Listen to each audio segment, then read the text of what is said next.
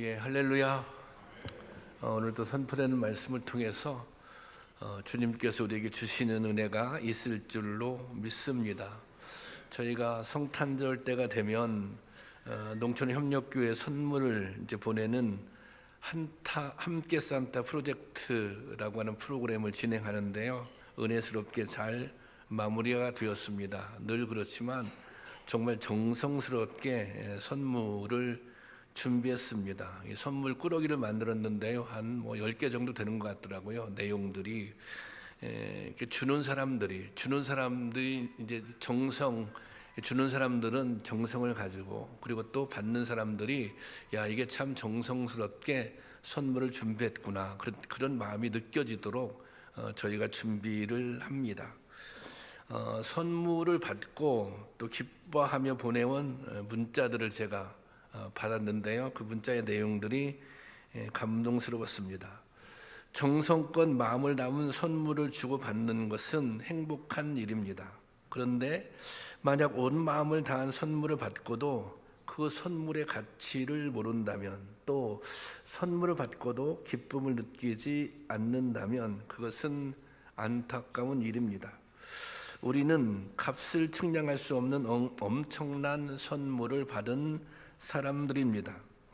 하나님께서는 죄에 매여 심판받을 수밖에 없는 우리들을 위해 당신의 아들을 세상에 보내주셨습니다. 요한일서 4장 9절 말씀인데요. 다 같이 함께 보겠습니다. 시작.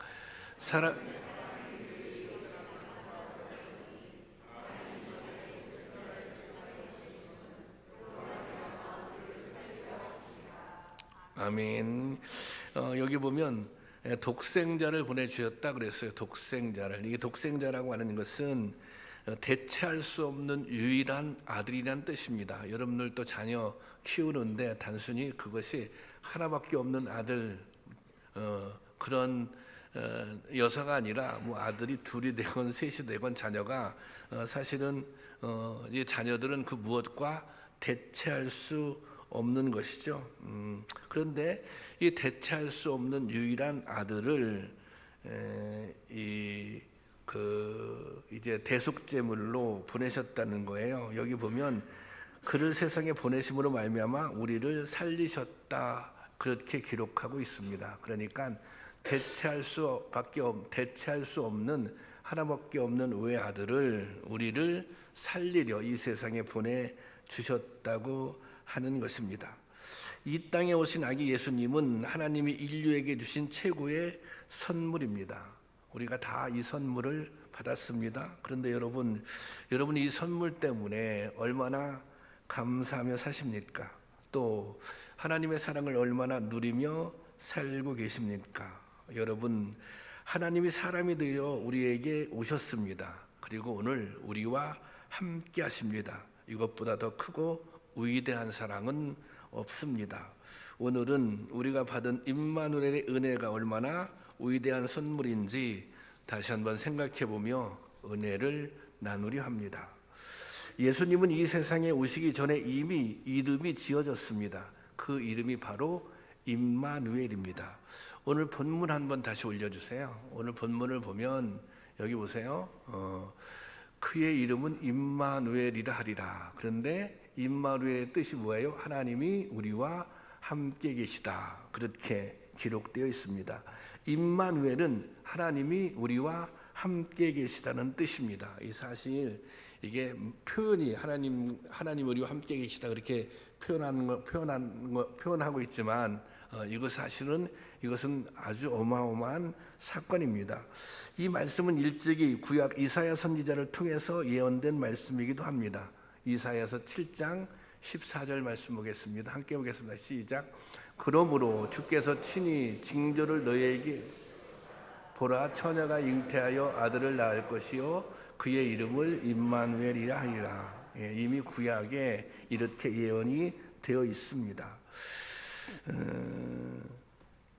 예수님은 임마누엘로 이 세상에 오셨습니다. 하나님이 우리와 함께 계시기 위해서 예수님을 보내신 것입니다.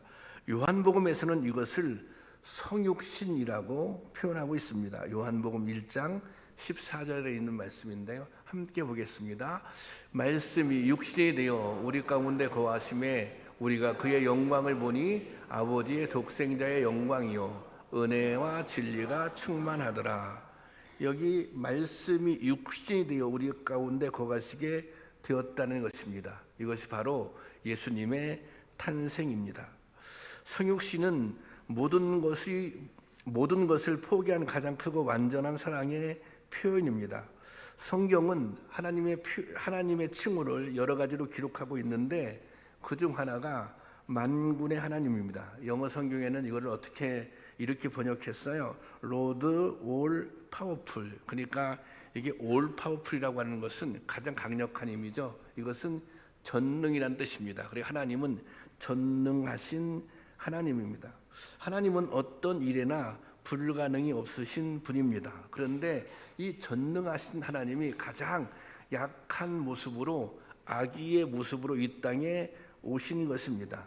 여기 아기는 보살핌이 없이는 생존할 수 없는 존재입니다. 그러니까 하나님께서 아기의 모습으로 오셨어요. 하나님께서 사람의 모습으로 오셨어요. 그리고 인간의 모습으로 모든 고통을 다 경험하셨습니다. 그러다가 마침내 대속물로 죽으심으로 우리에 대한 사랑을 보여주신 것입니다. 이것이 바로 성육신입니다. 그러니까 성육신이라고 하는 것은 하나님의 한계가 없는 사랑을 보여주는 것입니다. 마가복음 10장 45절 말씀 한번 보겠습니다. 시작. 인자가 온 것은 섬김을 받으려 함이 아니라 도리어 섬기려 하고 자기 목숨을 많은 사람의 대속물로 주려 함이니라 그랬습니다. 우리는 이러한 사랑을 받은 존재입니다. 예수님께서 목숨을 주기까지 사랑받은 존재인 것입니다. 우리가 이 은혜를 잊지 말아야 합니다. 이 은혜가 너무 중요합니다. 이 은혜가 우리의 삶의 방향과 가치를 바꾸는 것입니다. 찬송가 311장 가사를 보면 1절에 이런 가사가 있습니다. 내 너를 위하여 몸버려 피 흘려 내 죄를 속하여 살 길을 주었다. 널 위해 몸을 주건만 너 무엇 주느냐, 이런 가사입니다. 이 찬송가가 이제 지어지기까지 이제 사연이 있습니다. 이 찬송가는 독일의 스텐복이라고 하는 화가의 이야기가 담겨져 있습니다. 어느 날 이 화가의 화실에 모델이 되기 위해 찾아온 소녀가 있었습니다. 그런데 그 화실 한 구퉁이에 세워져 있는 한 편의 그림이 그녀의 눈에 들어왔습니다. 그 그림은 피를 흘리며 고통스럽게 나무에 매달린 예수님의 초상화였습니다. 그 소녀는 화가에게 저분은 누구이길래 저렇게 고통스럽게 피를 흘리며 벌을 받고 있나요? 그렇게 물었습니다. 화가는 소녀에게 자신이 알고 있는 사실을 들려주었습니다. 저분은 벌을 받고 있는 게 아니라고, 예수님인데 세상의 모든 사람을 위해서 십자가에 못 박혀 돌아가신 분이라고 그렇게 설명을 해 주었습니다. 그러자 이 소녀가 눈물을 글썽이면서 이렇게 말했습니다. 그러면 저와 아저씨의 죄도 지고 가셨겠네요. 그때 이 화가는 큰 충격에 빠집니다. 자기가 그 그림을 그렸고 나름의 믿음이 있었지만 한 번도 예수님의 죽음이 나를 위한, 나 자신을 위한 죽음이라고, 나의 죄 때문에 돌아가셨다고 생각하지 않았기 때문입니다. 그래서 그는 그 순간 이제 이 마음속에 이제 변화가 일어났습니다. 그는 그 소녀가 보았던 그 그림 밑에 다음과 같은 글씨를 써 붙여서 전시회할 때 이제 도로 모퉁이에 내어 놓았습니다. 그게 무엇입니까? 내 너를 위하여 몸버려 피 흘려 내 죄를 속하여 살 길을 주었다. 널 위해 몸을 주건만 너 무엇 주느냐. 이 글귀를 그 그림 밑에 이렇게 써서 전시를 했습니다.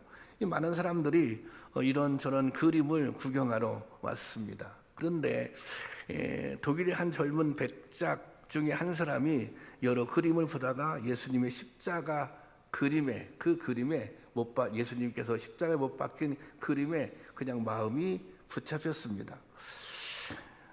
사진 속에 있는 피 흘리고 계시는 예수님의 얼굴이 이 젊은 백작의 마음을 붙잡았던 것입니다. 오랫동안 이 백작은 그 그림 앞에 머물러 있었습니다.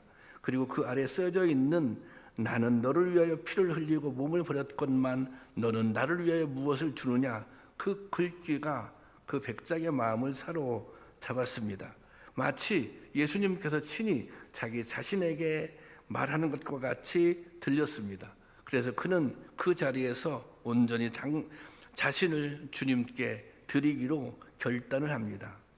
이 사람이 진델룰프라고 하는 사람입니다. 그는 모든 재산을 처분하여 모라비안 공동체, 모라비안 교회를 세웁니다. 당시 루터의 종교개혁이 시들해져 가던 시절 최초의 선교사를 파송하고 경건운동을 펼쳐나갑니다. 감리교 창시자 요한 웨슬리 목사님이 가장 강력하게 영향을 받았던 인물이 바로 이 진센룰프입니다.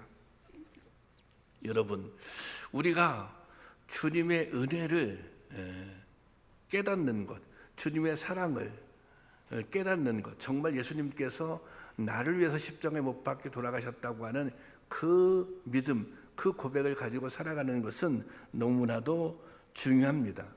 이 대림절기에 꼭 기억해야 할 것은 바로 예수님이 오셔서 죽으심으로 우리가 살게 되었다는 것입니다. 이 사실을 깨닫게 되면 인생이 새로워질 것입니다. 우리가 얼마나 존귀한 사람인지 깨닫게 될 것입니다. 이 모든 상품에는 가격이 있습니다.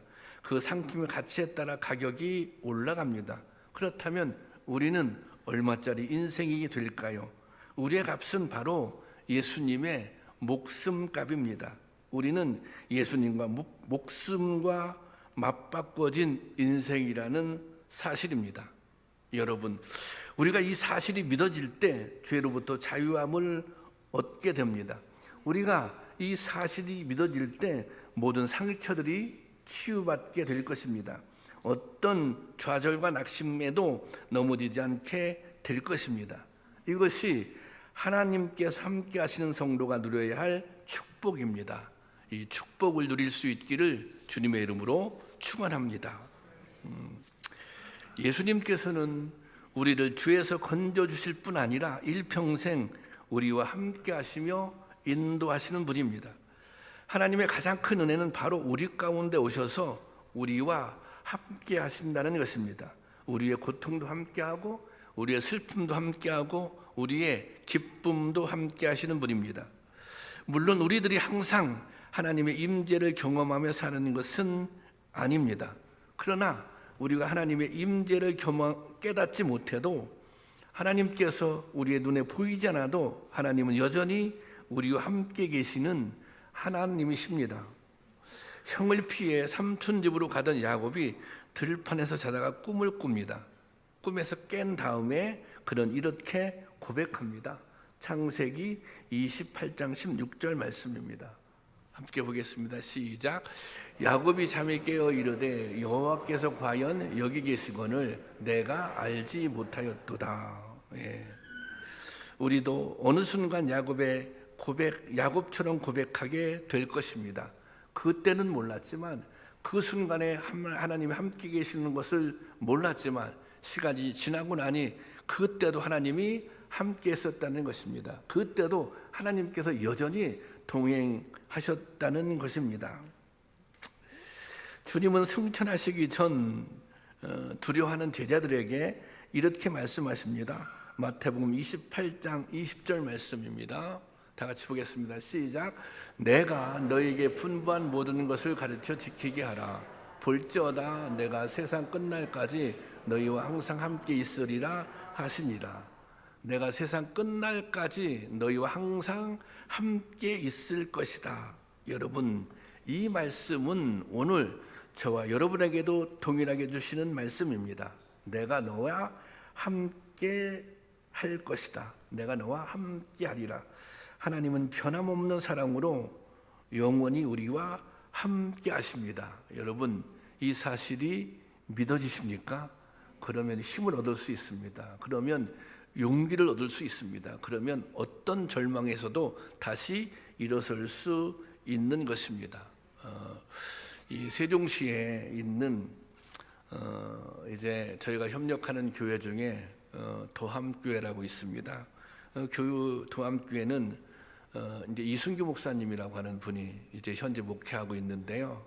그 교회는 원래 그 어머님이 세우신 교회입니다. 그러니까 지금부터 제가 볼 때는 대략 한 60년 전 정도 되는 것 같아요. 그 어머님이 원래 그곳에서 목회를 한 것이 아니라 그곳에서 어린이들을, 그때는 아주 어려웠던 시절이니까 무슨 타가소나 이런 게, 유치원 이런 게 있었던 적이 아니잖아요. 그러니까 이제 그 집에서, 가정에서 아이들을 이제 돌봤습니다. 그런데 아이들을 잘 돌보니까 그 마을에서 아이들이 자꾸 모이기 시작한 거예요. 그러니까 그 동네가 집성촌이에요. 같은 한 문중이 그 지역을 다, 그 마을을 이루고 있는데, 이제 그곳에서 사용하지 않고 있는 이제 땅도 있고 또 건물이 있는 이제 그런 곳을 사용할 수 있도록 해 주었습니다. 그래서 이제 그곳에서 이제 아이들을 이렇게 보살폈던 거예요. 보살피다 이 목사님 어머니께서 이제 결심을 해요. 내가 이곳에서 그럼 터를 잡고 이 동네에서 복음을 전파해야 되겠다. 그래서 신학을 공부하고 목사님이 되셨어요. 왜 교회를 세워야 되잖아요. 그래서 그 동네 사람들하고 상의를 해요.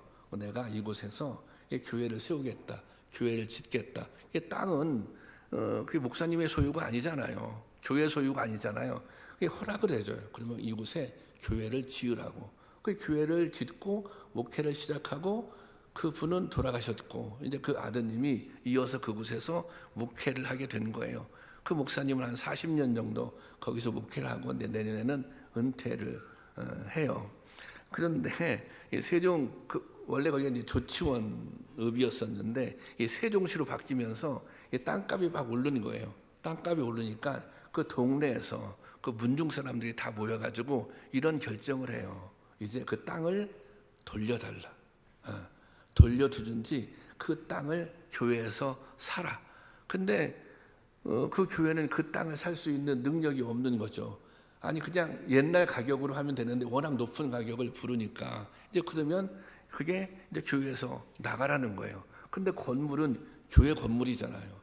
정말 힘들게 그 교회를 건축했잖아요.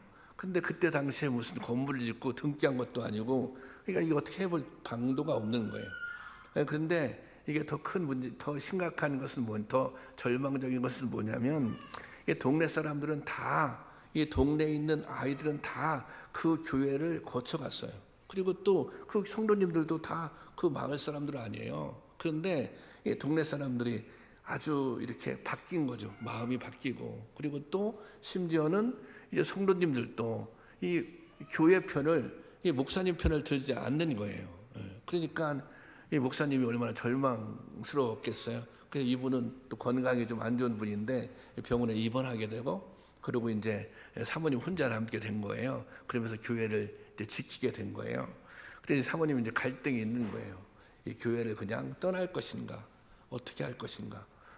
근데 사모님이 이제 그런 말씀을 하시더라고요. 제가 그 마지막으로 그 이제 목사님 은퇴하신다고 하니까 제가 좀 교회 소식은 알고 있었는데 이제 선물을 보내드리고 이제 통화를 하게 됐는데 그런 말씀하시더라고요. 다른 건 다 견딜만 한데 무엇이 가장 힘들었냐면 내가 혼자구나. 나는 혼자구나.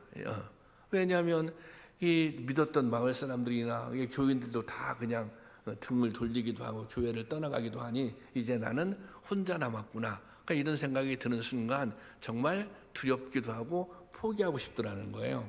어느 날 저녁에 이제 교회 가서 이제 기도를 하는데 눈물밖에 안 나오더라는 거예요. 교인들도 떠나가고 집은 비워달라고 하고 목사님은 병원에 가 있고 그렇잖아요. 근데 이제 기도하다가 십자가를 바라보는데 뭐 시골 교회 그 이제 십자가 교회 안에 그 뒤에 십자가가 있잖아요. 십자가에 그 약한 그 조명 같은 거를 뒤에 이렇게 켜놓잖아요. 그런데 그날은 십자가의 조명이 굉장히 이제 환하게 자기를 확 비추는 것 같더래요. 이제 그러면서 자기가 그때 주님의 음성을 들었다는 거예요. 어떤 음성이냐면 너는 혼자가 아니다. 너는 왜 혼자라고 생각하느냐. 내가 함께하고 있다. 그동안도 함께하고 있다. 제가 그 주님의 음성을 들었다는 거예요. 내가 함께하고 있다. 이제 그래서 당신이 본인이 다시 이제 힘을 내어서 일단 교회를 어떻게 이거 지켜야 되겠구나. 잘못하면 교회가 없어지는 거 아닙니까? 제가 알고 있기는 그 어머님이 개척한 교회인데, 그래서 뭐 막 재판을 하기도 하고 또 여러 군데 도움을 요청하기도 하고 또 교단의 도움을 요청하기도 하고 막 그렇게 한 거예요. 그렇게 하다가 지금 가장 최근에 난 결론은 재판은 계속 졌다고 하더라고요. 뭐 질 수밖에 없는 상황인 것던 같아요. 근데 그러면 교단에서 그러면 우리가 그 땅을 사겠다. 살 수 있으면 뭐 이제 그 선에서 이게 이제 정리가 됐다고. 그래서 이제 목사님은 그래도 내가 이제 내년에 은퇴하지만 교회를 지킬 수 있게 되어서 그냥 감사하다 그런 말 하더라고요. 여러분, 이게 임마누엘이라고 하는 것이 하나님이 함께 하신다고 하는 것이 이런 힘이 있는 것입니다. 이 하나님이 함께 하신다고 하는 것은 믿는 사람, 믿음을 가지고 있는 사람에게 임하는 특별한 능력인 것입니다. 우리가 이 세상을 살면서 문제가 없는 것이 아닙니다. 또 좌절이 없는 것이 아닙니다. 실패가 없는 것이 아닙니다. 그러나 우리는 두려워하지 않습니다. 또 염려하지 않습니다. 근심하지 않습니다. 왜냐하면 주님께서 함께 하시기 때문입니다. 여러분, 주님께서 우리와 함께 하십니다. 이 은혜가 믿는 자들에겐 힘이고 위로이고 소망인 것입니다. 여러분, 근심하지 마십시오. 염려하지 마십시오. 두려워하지 마십시오. 주님이 함께하는 한 우리는 승리할 수밖에 없는 것입니다. 이 성탄절기에 하나님이 함께 하시는 은혜가 우리 모두에게 임할 수 있기를 주님의 이름으로 축원합니다.